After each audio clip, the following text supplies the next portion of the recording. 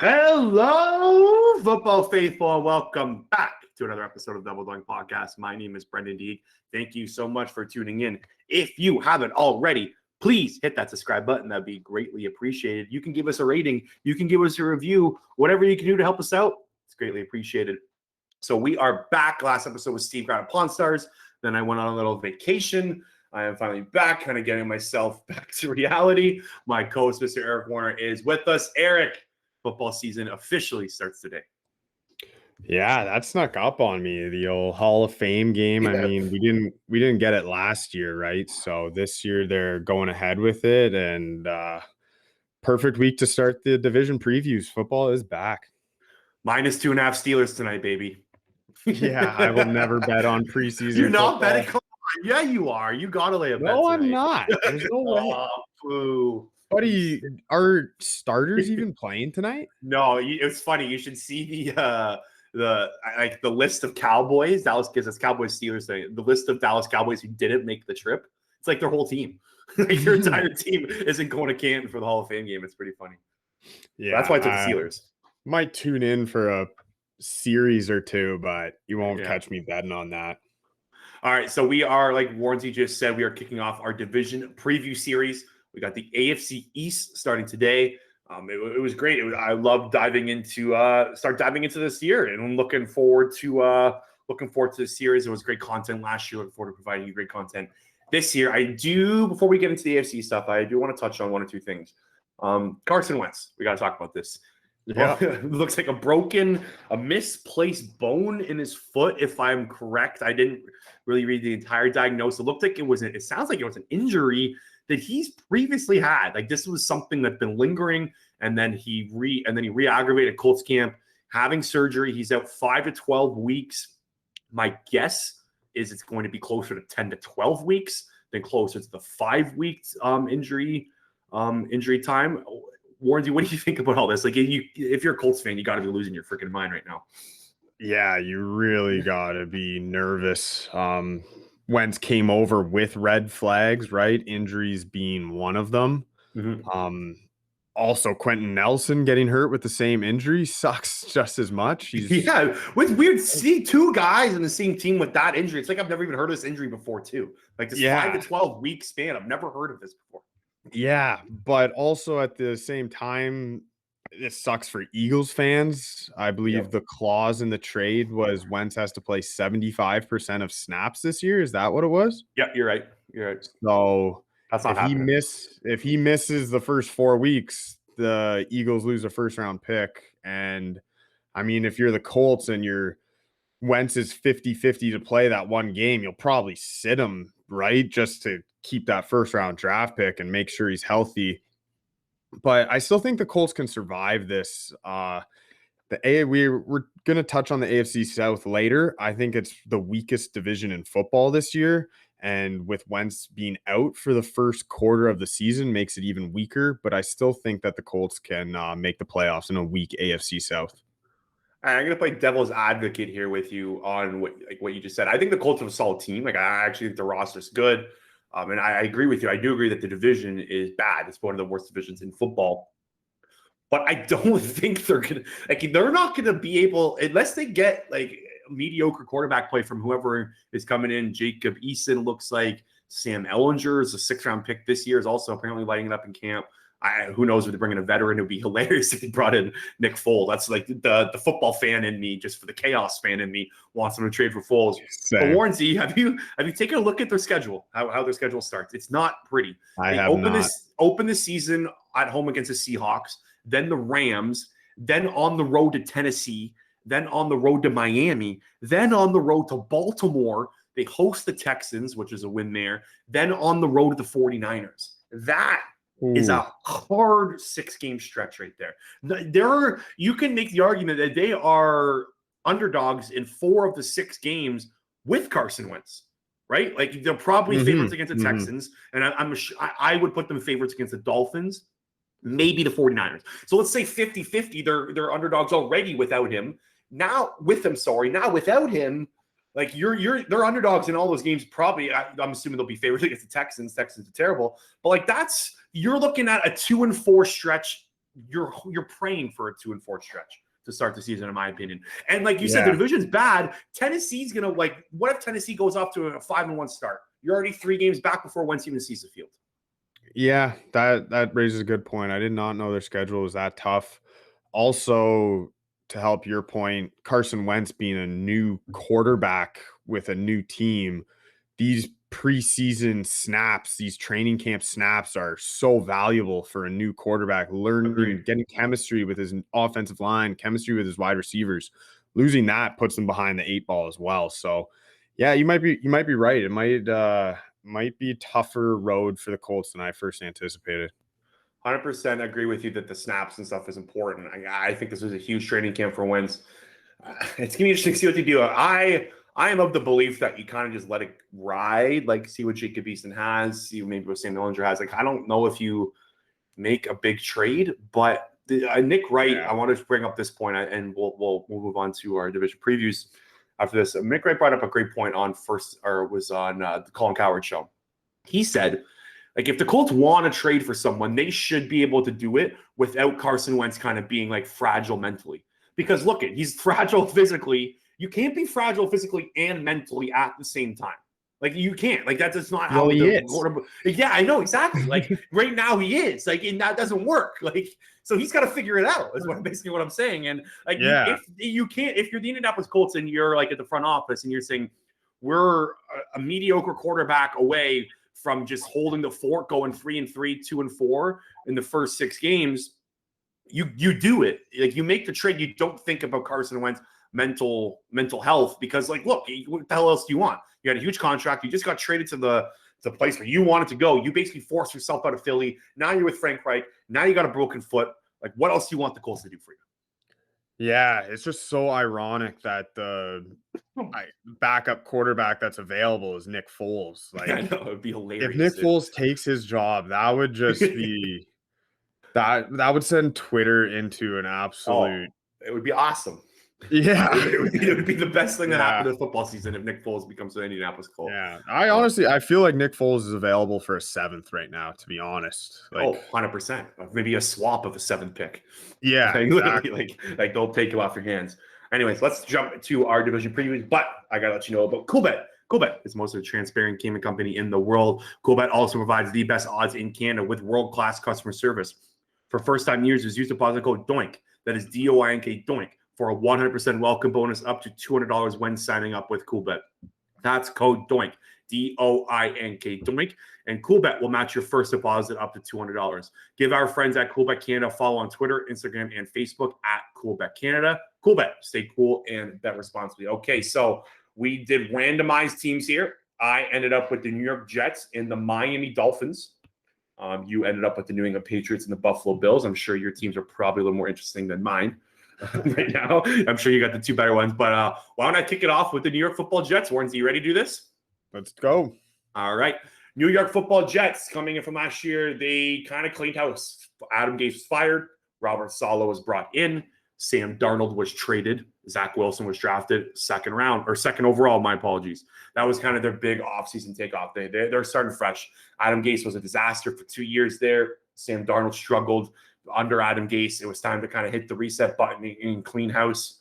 And they got the best coach, in my opinion, that was on the market. Robert Saleh was the guy that I wanted. That was the guy that I wanted the Eagles to hire. And Zach Wilson, 2nd overall. Can't go wrong with that. So they're off to a good start. On offense, they're bringing in 5 new starters. Corey Davis is one of them. That was their big free agent acquisition. He was 5th in yards per route run, Warrens, out of the entire NFL last year. He was very underrated. He was awesome. I don't know if he's a bona fide number 1 NFL receiver, but I'm pretty sure he brings you solid 1B receiver play, if that makes sense. And that's 700 to maybe 1,100 yard mark. He's going to bring that to this team. And I don't think he's better than that or worse than that. I think they know what they're getting, and I think they're happy with that. So that was kind of their big offensive offseason acquisition. They traded up in the 1st round again to draft Elijah Vera Tucker. He's going to be on the left side of that offensive line. And they did sign Morgan Moses. He's coming in. He was 18th in PFF last year as an offensive tackle. So their offensive line is pretty solid. And then they have 2 new stars, the running back position. You can bring Michael Carter or Tevin Coleman, kind of depending on Depending on the kind of the down and distance, I think Michael Carter will probably get a lot of the carries at the gate. He's a rookie in North Carolina. He's exciting. But the one thing that in this offense that stuck out to me again was their offensive line. Left side of the offensive line is big and it's fun. Like you got Mekhi Becton and Elijah Vera Tucker there now on the left side of the offensive line, both young and both with tremendous upside. Like this left side of this offensive line has potential to be very good for a very long time. And the other big thing on the offensive side of the ball is they bring in Mike LaFleur, Matt LaFleur's brother, who's the head coach of Green Bay. He's coming in to run the offense. He's going to bring a lot of play action, a lot of kind of wide receiver screen, a lot of zone outside runs. So he's kind of bringing that Kyle Shanahan sort of offense to New York that should be quarterback friendly and helps the offensive line as well. And my big kind of take on the Jets offense is it's just going to be up to Zach Wilson. Can he play well? Can he kind of be a better than average rookie quarterback? I do have a stat here that I want to read that came from Sheil Kapadia's. He did like a guide to this year, and he was talking about rookie quarterbacks. Over the last 10 years, 31 quarterbacks have had at least 300 dropbacks as a rookie. Among that group, 7 finish in the top half of starters in EPA per play. Dak Prescott was obviously the highest at 3rd in his rookie year, and Robert Griffin was 4th in his rookie year. So it's like, what, 23% chance that your quarterback is going to be above average as a rookie? So the odds are not very high, and that's just the median, right? Like Wilson has better talent than majority rookie quarterback coming in, but to say that he's just going to kick it, like he's going to rock it right out the gate, I don't know if it's going to happen. On the defensive side of the ball, Robert Saleh comes in. He runs a zone-heavy 4-3 defense. They got 4 new starters on defense. Carl Lawson, Sheldon Rankins, Vinny Curry, former Philadelphia Eagles Super Bowl champion Vinny Curry, and Gerard Davis are going to come in. Those are 4 solid additions to the defense. Vinny Curry is up there in age. I think Carl Lawson's a guy that I really, really liked. Finished 2nd in the NFL in pressures last year, if you can believe that. Big free agent signing for them on the defensive side of the ball. Secondary is where it gets weak. It's going to be tough. They got Bless Austin and Bryce Hall. Not Bryce Hall, the TikTok star, Bryce Hall, the NFL cornerback. That's where the weakness is on their team. They have probably the worst cornerback talent in the NFL, and they're going to be banking on Marcus May, the safety and the defensive line, to kind of get pressure. Overall outlook, this was the 4th most injured team last year. 2nd most on defense. So if they can get some injury luck to kind of kick back their way, who knows if Zach Wilson kind of lights up this year and has a Dak Prescott or RG3-like season. Again, who knows? It's a tough task. I don't think they're going to be as bad as everyone thinks they're going to be. I think the Jets are going in the complete right direction. Love the Saleh hire. I think Zach Wilson's got a lot of talent. Like what they did in free agency with Corey Davis and Carl Lawson. I'm looking at like a 7-10, 6-11 record for the New York Football Jets this year. Yeah, I agree with that assessment. They kind of feel like they're a year away from having expectations. This year, I think the expectations is just let Saleh get that system in, and it's more just about their accountability. Last year, they're under Adam Gase. There was just too many games where they flat out gave up. You know what I mean? And who was that game? Remember the Greg Williams all out blitz? All out blitz. Yeah. So the Jets were like this. I think I could be wrong. I think they were in the top 5 of blitzing last year. Like that's not going to happen this year. Like the Robert Saleh doesn't do that. So yeah, it's more just seeing the fact that they're competitive week in, week out under Robert Saleh. Let him get his system in. And you said the stat about rookie quarterbacks. Let Zach Wilson take his lumps when he gets them. It's only going to make him better in the long run. So they're definitely an improved team from last year, but probably still a year away before you can start saying realistic playoff expectations. I agree. And I think they're not going to get beat up. Like this isn't a team that the rest of the division is just going to be able to handle easily. They're going to come in and fight every game. Robert Saleh is that kind of coach.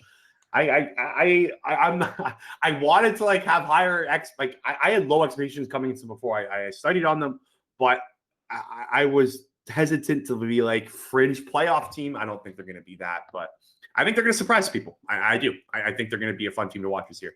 And Zach Wilson's an exciting quarterback. Like if you don't really know much about him, watch his tape, watch what he did in college. He's a fun guy to watch. Right on.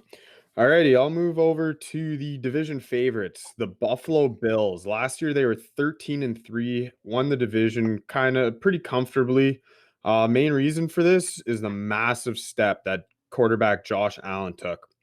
He threw for 4,500 yards, 37 touchdowns, and only 10 interceptions. He also was excellent on the ground, rushing for 420 yards and an additional 8 touchdowns. But the most eye-popping stat was his 69.2 completion percentage. He increased that stat by a full 10% in a year, which he threw an additional 110 passes. So not only did his accuracy go up, but his quantity of passes went up. So It's just a complete outlier that's never happened in NFL before. literally, No one has taken that jump before. Even the most hardcore Josh Allen defenders could not have predicted a jump like that. Is it sustainable? I mean, watching him last year, I expected it. Maybe won't be 69.2 again, but I don't expect him going below the 60% level like he was his first 2 years in the NFL. This team is bringing back 10 out of 11 starters on offense. And why wouldn't you when you had the 5th ranked DVOA offense? John Brown was the only player to move on from the team, but they found a pretty nice replacement in Emmanuel Sanders for him. And they're stacked at the wide receiver position. They might have the best group 1 to 4 in the NFL. And when you have that stacked group, why not use them all? Only Arizona ran more 4 wide receiver sets than Buffalo last year. The lead dog of that group, you all know him, Stephon Diggs, led the league last year in yards and receptions. And I'm looking forward to seeing what the combo of Allen and Diggs can do after another year of chemistry. They got Cole Beasley running out of the slot. He's a very good slot receiver. And Gabe Davis will be a second-year player looking to take a step. And like I said, Emmanuel Sanders rounds out as your 4th wide receiver. That's a pretty good group. If the Bills are going to get over the Kansas City hump this year, I think they need to run the ball better. Last year, they ranked 22nd in rush DVOA. They're bringing back Zach Moss and Devin Singletary. There are a couple of young backs. They need one of those guys to take that step and emerge as a quality running back. The O-line is really, really solid. They excel in pass protection. They ranked 4th in the NFL in pass block win rate last year. But they were a middle of the pack group instead of in run blocking. But the coaching staff plays to their players' strengths. They have a good pass block O-line, so they pass the ball a lot. They're weaker at the run game, so they don't run the ball as often. I hate when coaches kind of coach to what they need. Oh, we need our run game to be better. Let's run the ball. I was like, well, if you have an O-line that's really good in pass protection, throw the ball. Yeah, exactly. Play your players' strengths. Yeah, exactly.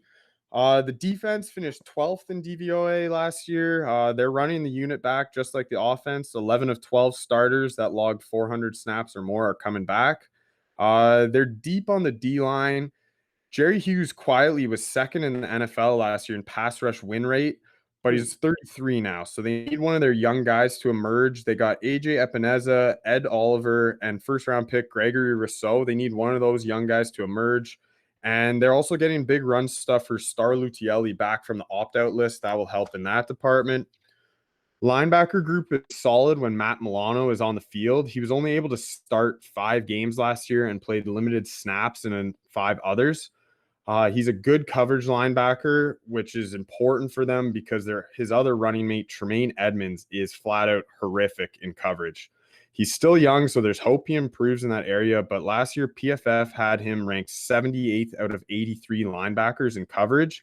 And for a guy who played over 1,000 snaps, he needs to be better in that area. Jordan Poyer and Micah Hyde form arguably the best safety duo in the league. They're great in that category. Trey White locks down one side of the field, but there's a little bit of a competition for cornerback 2 between Levi Wallace and Dane Jackson. We'll see who wins that battle. Sean McDermott, he's an outstanding coach. They had above average special teams last year.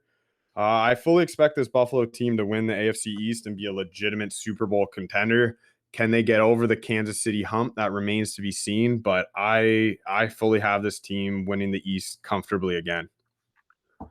Where do you think Josh Allen's MVP odds are sitting right now? Or what do you think his he's got to be in the top 5. He's in the top 5. Where do you think he is in that top 5? Put him like 3rd? 3rd? 4th. He's 4th. So he's 4th. Okay. He's sitting on Coolbet Canada. He's sitting at plus 1,200, 4th. Mahomes, Rodgers, and Brady are ahead of him. I think Buffalo.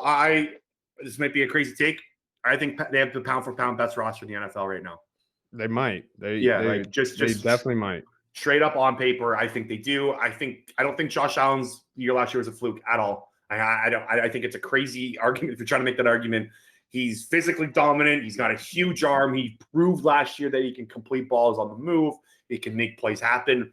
I don't know if he'll be as good as he was last year, but I think he'll be 90% of it, maybe 95% of it. Maybe he's as good as he last year. I don't know. I don't think he's taken a huge step back.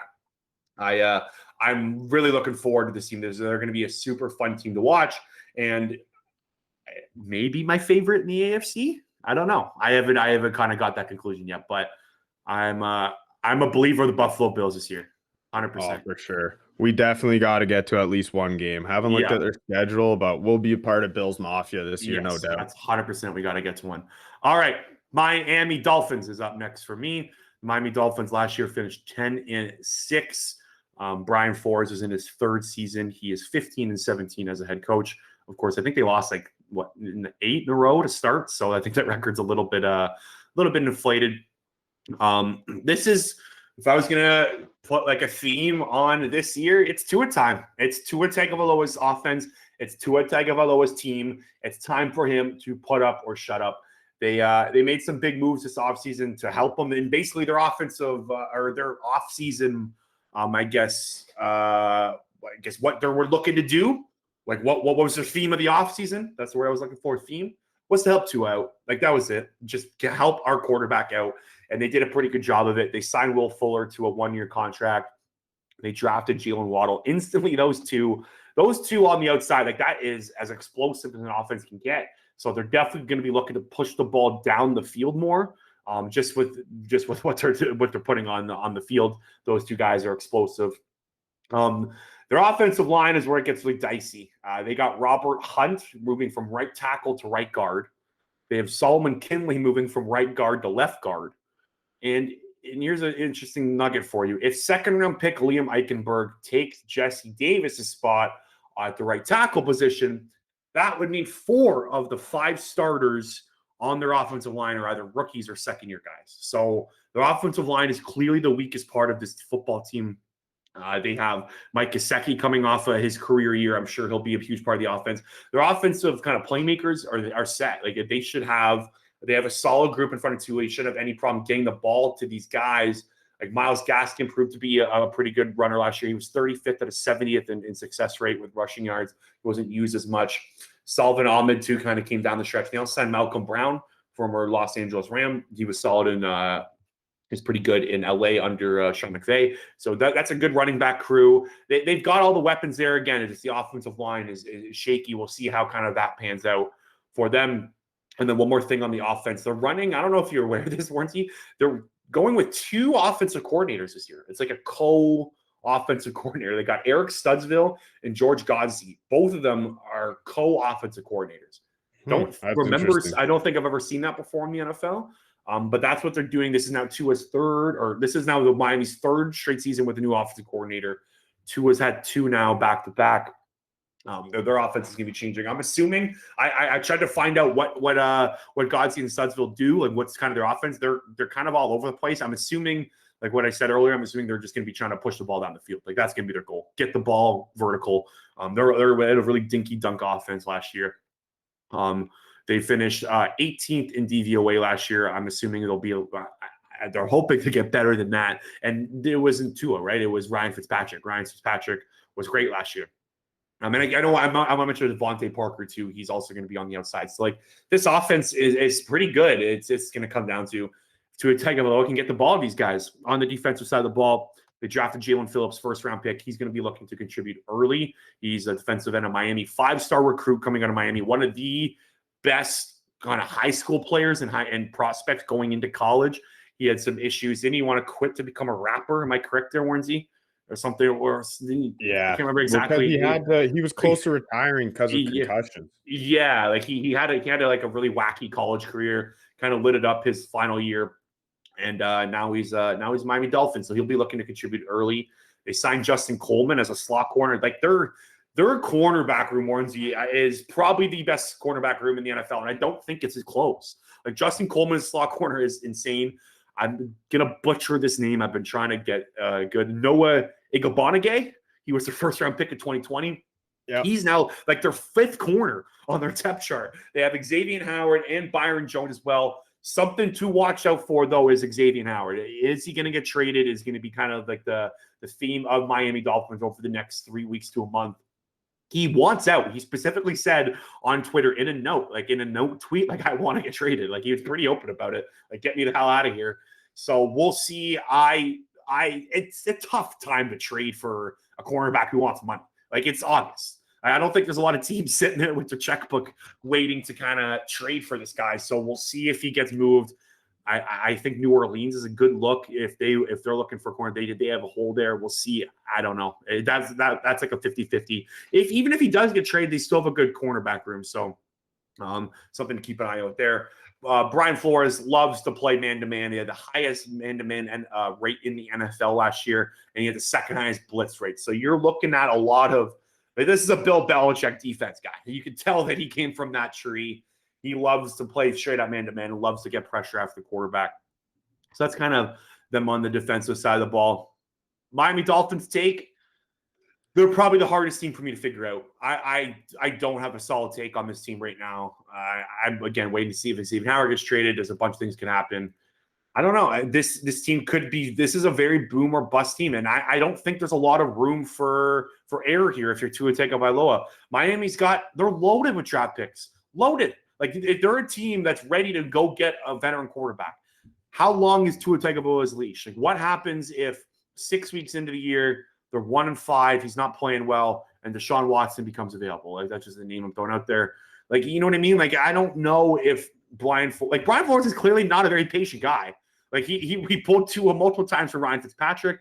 Like, he wants to win, and he wants to win now. Like, he's going into his third season, right? So I don't know. This team is very, very tough to kind of figure out. I think the most likely scenario for them is like 9-8, or maybe 10-7. Somewhere around there, and like Tua plays about mediocre 15th best quarterback in the NFL, and then they're kind of in no man's land. Tua Tagovailoa is one of the most interesting football players, in my opinion, this season, and to see where he is and where he is in his career in 2022 is going to be very interesting. Yeah, I fully agree with everything you said. I have a really tough time locking down a record prediction for these guys, and Tua's question mark, right? You don't know what you're getting from him, but you briefly mentioned the offensive line. That's an even bigger question mark. It's like, why I don't really get why they didn't kind of attack this more in the offseason. Like Austin Jackson, left tackle, like you're kind of banking on him to like he was a first round pick, second round pick, I believe. He was a first round pick, but he was a raw first round pick. Wow. So like you're banking on him to anchor that left side of the line. Now with Sullivan Kinley going to left guard, like they're shuffling the deck here. Yeah. And like I'm not saying it won't work, like it could, like you have no idea. But like you're banking on a lot of young guys to help out your already young quarterback. So there's not a lot of veteran presence in that huddle. Like Devontae Parker is like your veteran right now. Yeah, so. I love what they did on the outside with Fuller and Waddle. I think those are dynamic players. So they addressed that position. It's just, can the offensive line and Tua hold up? That will remain to be seen. On the defensive side of the ball, the Xavier Howard situation, the more it drags on, the more distracting it's going to be. There are rumors on Twitter that Miami offered Howard for Chandler Jones straight up because there's rumblings that Jones might want out of Arizona. That got declined. So I expect Howard to come back to the Dolphins and play, and then try to really get his money next year.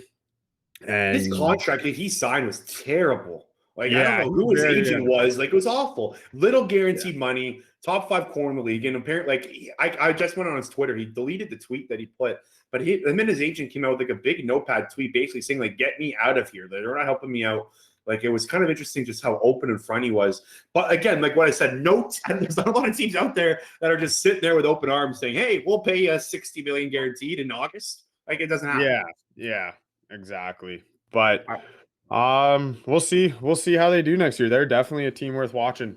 Yeah. Another team, I think I went into this with low expectations for the New England Patriots, but coming out of it, I might be higher on the Patriots than most. Okay, before you get into that, tell us our listeners about Manscaped. Oh, right on, right on. Yeah. Attention listeners across the galaxy, all the way from Australia to Houston. Do we have a pube problem? If so, our friends at Manscaped have cleared you for takeoff with their 4th generation and brand new lawnmower. Kick your pubes to the next planet with the Performance Package 4.0. The orbits in your pants will feel like they're in zero gravity when you use the best tools for the job.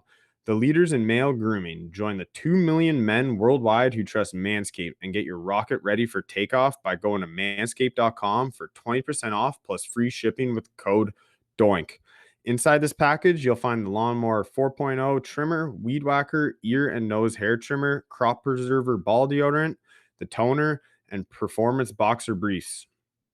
This 4th generation trimmer also features a cutting edge ceramic blade to reduce grooming accidents thanks to their advanced skin safe technology. Lawnmower 4.0 has a 7,000 RPM motor, a new multi-function on-off switch, can engage a travel lock, and is even waterproof. Get 20% off plus free shipping with the code DOINK at manscaped.com. That's 20% off plus free shipping with code DOINK. Alrighty, on to the New England Before Patriots. you jump into this, we gotta talk about this. You were crushing the New England Patriots free agent signings, crushing them. Yeah, I was, but okay, listen. Here, that's why I gotta point it out. I just want to throw it out there if listeners remember, you were not happy Tampa with what they did. Their free agency was awful. I'll get to that. Don't worry. Don't worry. All right, let's go. Let's hear. Bill Belichick's first year without Tom Brady, the Patriots stumbled to a 7-9 record. And I don't know if it was that disappointing record or seeing Tom Brady hoist his 7th Lombardi trophy, but Bill Belichick went insane this offseason. Something happened. He was not himself. They brought in Nelson Aguilar, Hunter Henry, Jonnu Smith, Kendrick Bourne, Matt Judon, Kyle Van Noy, Jalen Mills, and Davin Godchaux. Those were the starters that they brought in. They also had some more depth signings. But last year, the Patriots had a very run-heavy offense, led them to the 23rd ranked DVOA offense. But the run game was actually pretty good. It was 8th in DVOA, and the offensive line was 3rd in adjusted line yards. So if you can do the math, if their offense finished 23rd in DVOA, but they had the 8th ranked run offense, that should give you an idea of just how bad this pass offense was. It was anemic. Newton really struggled as a passer, but the Patriot wideouts really struggled at creating separation in man coverage.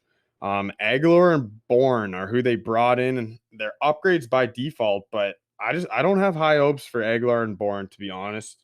Newton was outstanding as a runner last year, especially in the red zone. He reached pay dirt 12 times. His 9.1 rush attempts last year were a career high. And that's always going to be the issue with Cam Newton. His legs are his best asset, so you want him to run, but his health is his biggest weakness. So those two things don't mix at all, but we'll see what happens with Newton. And he might not even be the starter. They drafted Mac Jones in the 1st round this year. He'll compete with Newton for the starting job. I highly doubt Bill Belichick opens up to the public and reveals anything about how that battle's going. We'll see who the starter is week 1. I think Newton's the favorite. But Bill way overpaid for 2 tight ends in Hunter Henry and Jonnu Smith. Hope is they create some easier throws for whoever plays quarterback. Damian Harris and Sony Michel will carry the rock behind an elite O-line that is welcoming back Trent Brown from the Raiders. But they did lose their best offensive lineman in Joe Thuney to the Chiefs, but I still think that this is a top 5 O-line in the NFL. The defense finished 26th in DVOA last year, 18th versus the pass, and somehow a Bill Belichick team was dead last in the league versus the run last year. That blew my mind that they were the worst run defense in the NFL. Unsurprisingly, the Pats remade their whole front 7. They signed run stuffers Henry Anderson and Godchaux and used a 2nd rounder on Christian Barrymore, which was one of my favorite draft picks. They added versatile edge defenders in Matt Judon and Kyle Van Noy to help get after the passer. The pass rush was 31st in pass rush win rate. Chase Winovich led the team with only 5.5 sacks last year. So Judon and Van Noy have a lot of expectations to help that pass rush. We'll see if it pays off, but they are getting defensive leader Dante Hightower back from the opt-out. That's a massive get back for them. Mhm. And Stephon Gilmore last year had a down year. He wasn't 100%. He was playing banged up most of the year, but it's a contract year for him. I fully expect to see Stephon Gilmore get back to Stephon Gilmore. And J.C. Jackson really emerged as a really nice, solid cornerback too. Jalen Mills was brought in. I'm not sure if he's going to play corner or safety. Safety position is pretty deep with Devin McCourty, Adrian Phillips, and Kyle Duggar. So wherever Mills plays, he's probably just going to be a depth guy. And home field advantage, it should be back this year with fans being back in the building. Patriots are 62-12 at home in their last 74 games. I know most of that was with Tom Brady, but 62-12 at home is just eye-popping. They're always going to be coached well with Bill and have good special teams. And last year, this team had the second worst injury luck in the NFL. Only San Francisco had more injuries for them. And that's part of the reason why I think the Patriots are going to be a better team this year than most people think. And it's not going to be because of the offense and the flashy, flat out bad offensive signings. I think this team gets back to an incredible defense and special teams and surprise people with like a 10 and 7 type record and sneak into the playoffs as a wild card team. Yeah, I think you're right with the record projection there. I think they're in that 10-7, 9-8 range. It's going to be up to Cam Newton, right? Like it's quarterback play. That's what killed them last year, and it could kill them again. And you brought the injury luck too. Excuse me. Like that's important. They should be healthier this year. Quick stat for you: Josh McDaniels has had 5 seasons calling plays without Tom Brady. His offense is ranked 7th, 18th, 17th, 32nd, and 23rd. So he doesn't have the best track record without Tom Brady. Second year with Cam Newton. Apparently, Cam Newton's actually looked pretty good at camp. Also, Mac Jones has looked okay. You're the last guy that cares about camp stats. I know that, but hey, like I do think there's something to it. Like with another year with Cam Newton onto the offense with McDaniels, I do think there's some juice to that. So I do think they'll be better on the offensive side of the ball. And like I think Nelson Aguilar provides juice to a receiver group that completely sucked last year. That was worse in the NFL, and it wasn't even close. So I think they got some firepower. I have this kind of theory that they're gonna go into the back half of the season, and Mac Jones might be the quarterback in between the 20s, and then when they get into the red zone, it's Cam Newton time, and he just runs it in. Interesting. Like, I don't know. Like a 2-quarterback system kind of thing? Yeah, like Cam Newton's going to be the goal line quarterback, and like that, he's amazing at that. He'll always be really good at punching it into the end zone. So I wonder if Mac Jones will be that game manager, get them to the red zone, and then Cam Newton punches it in. Cam Newton was the second best runner in the NFL last year to 70 eligible players. So like when he's running full head of steam, success rate's great. Like he's good at that. So getting him in open space, I think is important. But he just gets hurt. Yeah, exactly. He can't stay healthy there. Anyway, any other big AFC East takes you got? No, I would be shocked if the Bills don't win this division. Yeah, shocked. I think we're both there. There should be the crowns of this division. I think there's a chance Miami could be. I think there's a chance the Jets could be the third place team in this division. Like I don't think it's crazy to say that the Jets are not the worst team. Like call me nuts, but like I think there's a significant chance that either the Patriots or the Dolphins flame out and the Jets are third. Like I don't know about second, but like I think it's going to be a lot more competitive than last year. I don't think the Bills are going to be able to roll, and I don't think the Bills are going to go 13-3. Like I think they're looking at more of a 12-win season this year. So, and we'll be more competitive for sure. Alrighty, that is AFC. Me and Warrensy will be back with the AFC North. That'll be our next division. Again, check Manscaped out, check Cool Bet out. Football starts today, so get your bets in for the big Hall of Fame game. We'll talk to you later.